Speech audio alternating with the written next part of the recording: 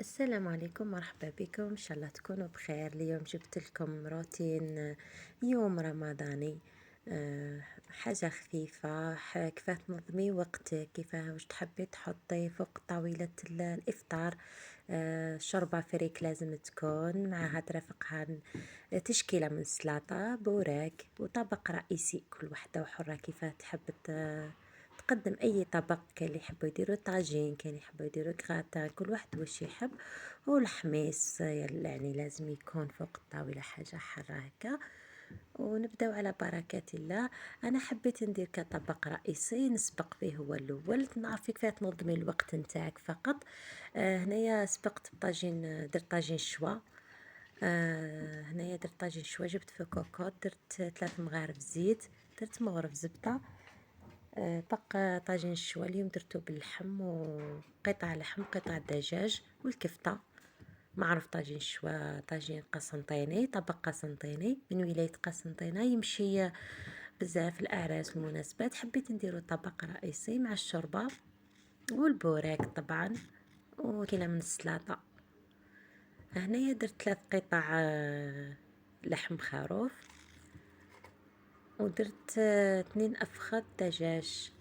درت 2 كويس بعد ما تغسليهم في الخل والملح وتنقيهم مليح وتغسليهم وتنظفيهم. انايا معتمده انه الدجاج ديما نرشقه بالثوم، لازم ضروري ديري فيه داخل الثوم باه ما تجيكش من بعدك تكونوا تاكلوا فيه ما تجيكمش فيه هذيك الريحه. الدجاج معروف انه تجي فيه ديما ريحه هكا. هنايا بعد ما نقليو اللحم والدجاج فوق النار نبداو الزيت، نديروا لهم التوابل. هنا التوابل طاجين الشوا معروف انه ملح وفلفل الكحل فقط وبصل وثوم. انا ندازت له رشه خفيفه تاع كركم ما يعطي لون هكا للمرق. بعد ما درت التوابل الملح فلفل الكحل وكركم، ودرت حبه بصل مكرفجه، ودرت 2 سنينات ثوم. مرقنا خليها تقلات مليح ومرقت المرق. هنايا بعد ما صفيت المرق ضروري تصفيوها تجي المرقه تاعكم نظيفه وصافيه. هنايا رجعت اللحم يطيب في المرق. هنا عندي كميه نتاع الكفته كل واحد ومقدورو، هنا حوالي 300 غرام عندي لحم تاع كفته تاع خروف، لحم خروف. درت له مغرف صغيره موتار، درت له رشه ملح، نفس التوابل اللي درناه في المرق نديروهم هنايا. انا وشي ضفت باك الزنجبيل يمشي بزاف مع اللحم مرحي. ما درتش هنا الكركم، درت غير الزنجبيل فلفل الكحل ملح. درت 2 سنينات ثوم، رشه خفيفه نتاع معدنوس، ودرت حبه بصل ولا نصف حبه بصل ولا حبه بصل صغيره مكرفجه. ودرت ضفت عليه مغرف لا شابلور، خبز اليابس المرحي. هنايا نديرو بيضة صغيرة، بيضة صغيرة، وكلي تكون عندها بيضة كبيرة تخلطها وتضيف غير بالعقل بشوية. هنايا لا شابلير ما نقدرش نقول لكم شحال تزيدوا ولا ما تزيدوش، لانه كل وحده وكيفاه البيض نتاعها. كاين اللي تكون كبيره.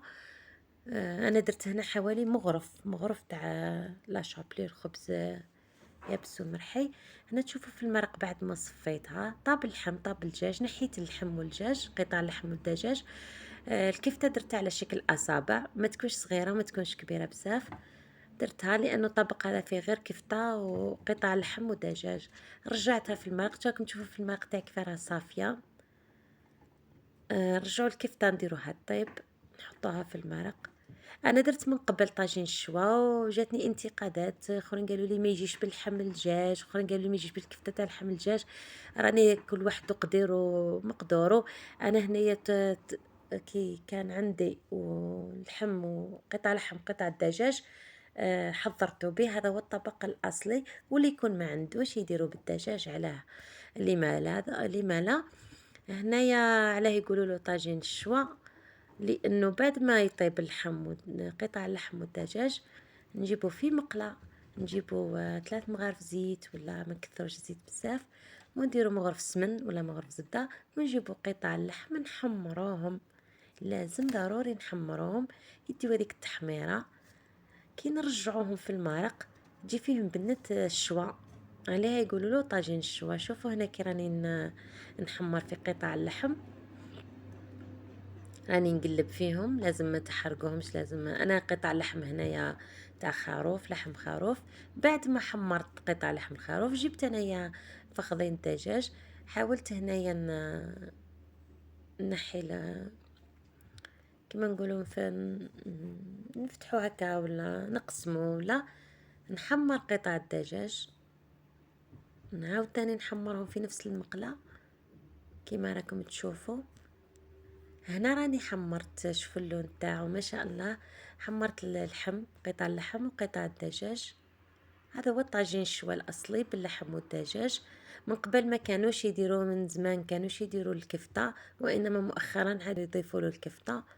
هنايا الكفته بعد ما طابت، راني قلت لكم درتو على اصولو، بعد ما طابت الكفته في المرقه عاودت تاني حمرتها في نفس المقله اللي فيها الزيت والزبده. بعد ما حمرتها بعد نقدموه، لانه دركا راح نزيد نحضر الشوربه. هنايا حندير شوربه فريك، لانه رمضان لازم تكون شوربه فريك.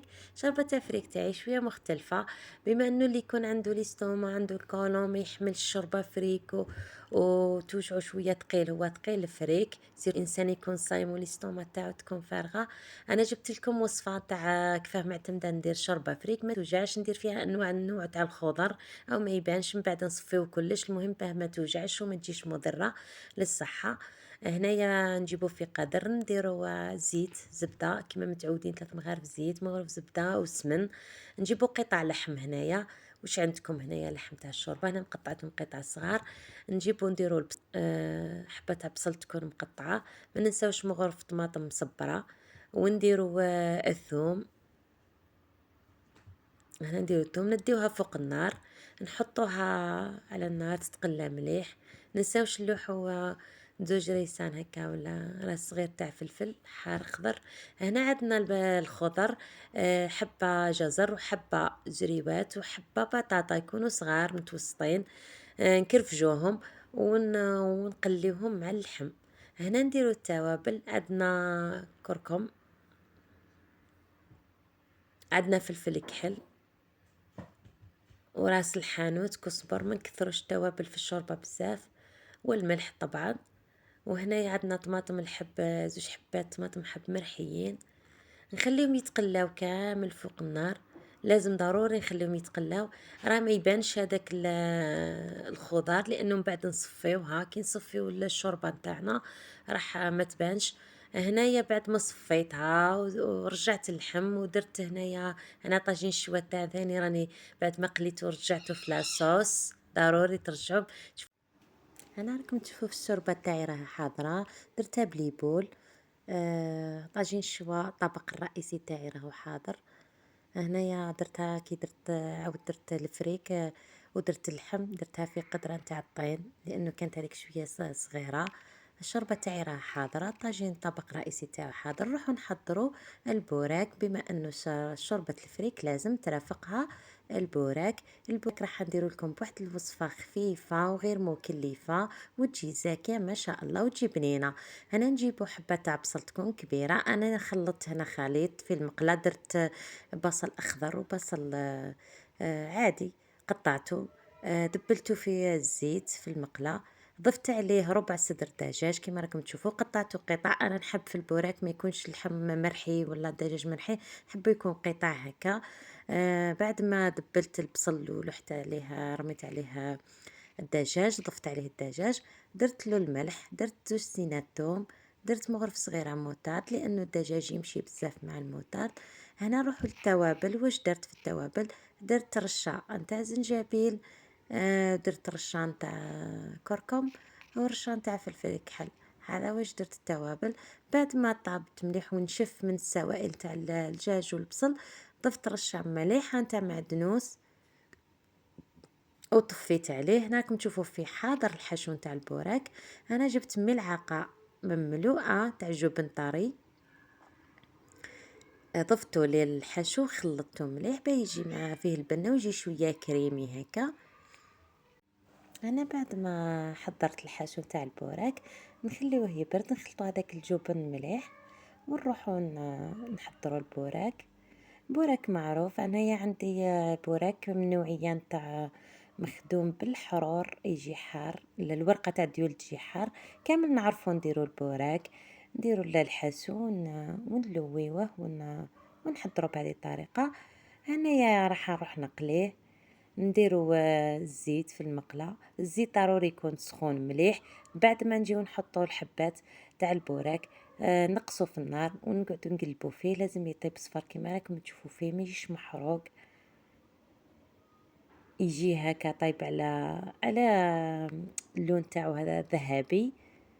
هنا نكون حضرت كملت الروتين تاعي تاع اليوم، الفطور تاعي حضرت شوربة فريك بليبول وباللحم، حضرت سلاطة، درت بوراك ودرت معاها مرافقة البوراك والسلاطة، درت حميس ودرت المطلوع. والطبق الرئيسي كما شفتوه انه درت طاجين الشوا كطبق رئيسي. وراكم شفتوا معايا كيف حضرت الاطباق نتاع نهار اليوم. نتمنى انه عجبك وعجبكم الروتين تاع اليوم رمضاني. طولت به نحطه لانه كنت شويه مريضه، كنت شويه عيانه، كان التصوير واجد مصورات ومجدات وشي المونتاج ما كانش مخدوم لانه كنت شويه مريضه. نتمنى انه عجبكم الروتين تاع نهار اليوم. هنا طاجين شوا، شوفوا بعد ما قدمته تحطوا في الصحن كعب اللحم وكعب الدجاج، وتحطي مع قطع الكفتة، وتحطي شرائح الليمون، ومن بعد تحطي لاصوص. نتمنى الفيديو نال